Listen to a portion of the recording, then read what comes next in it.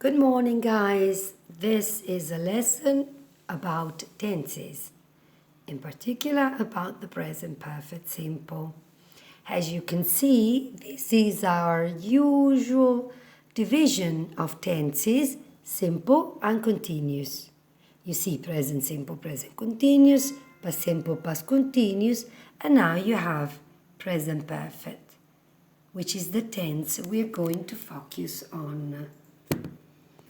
Okay, first of all, remember that present perfect from the name means that we talk about a tense that links, connects the perfect, which is the past, with the present. So we use present perfect when we talk about something, an action that starts in the past and has a link with the present. How do you build it up? I have studied. Have you studied? She hasn't studied. You haven't studied. So, you build it with the subject, I, you, she, the present simple of the verb to have, I have, she has, they have, and past participle. If the tense is regular, you just put ed, watched. If it's irregular, it is the third person, the third column of the list of irregular verbs. For example, to go, went, gone. Gone is past participle. Okay, so as you can see, we use it in many different situations. First, you use it to talk about an action that starts in the past. So the action always starts in the past, and this is the first example, finishes in the past. But we don't know when. This is the biggest difference from the past simple. When we use the past simple, we know the time. I went to Rome yesterday. I've been to Rome several times in my life. So when you don't say when, you cannot use the past simple, although there are exceptions to this rule. Okay? Look at this. I have studied English. Why do you use I've studied English? Because you're talking about experiences, life experiences. So you don't want to narrate something that happened in the past, but to talk about your experiences, okay? So for example, I've been to Australia. I've known celebrities.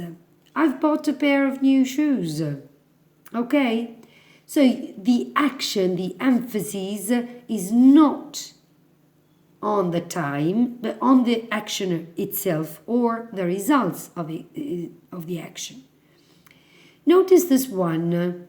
Manzoni ha scritto I Promessi Sposi, J.K. Rowling ha scritto la saga di Harry Potter. In Italian it is the same, in English it is not.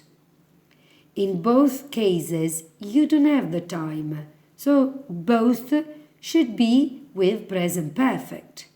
But it's not. When you say J.K. Rowling, you say J.K. Rowling has written the Harry Potter saga because you don't have the time. But in Manzoni, you say Manzoni wrote Promessi Sposi. Why? Because not only the action is finished, but also Manzoni is dead. So they are both related to the past. The action is in the past, the person is in the past. J.K. Rowling has written the Harry Potter saga means that the action is in the past, but J.K. Rowling is alive. She is in the present. So this is the relation with the present. Then you can use present perfect in another case. So it has finished in the past, but the results are present. For example, I've broken my leg. My leg is still broken. So, although I've broken my leg in the past, the fact that my leg is still broken is the connection with the present. Or the third case is when the actions have just finished. So we just lately, recently, I've just met your sister. Notice that if you say, I met your sister 2 seconds ago, you use past simple because the time is mentioned, 2 seconds ago.